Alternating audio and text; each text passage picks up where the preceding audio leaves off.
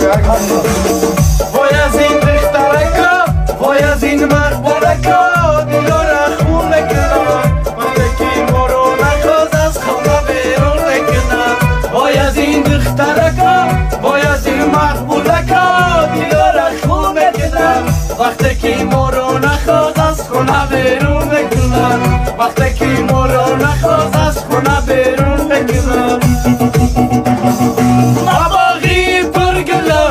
همسایه دارم و باشی دختری همسایه دارم ما باغه گنبدی یاره رشنبه پیشازون با کسی مترن دارم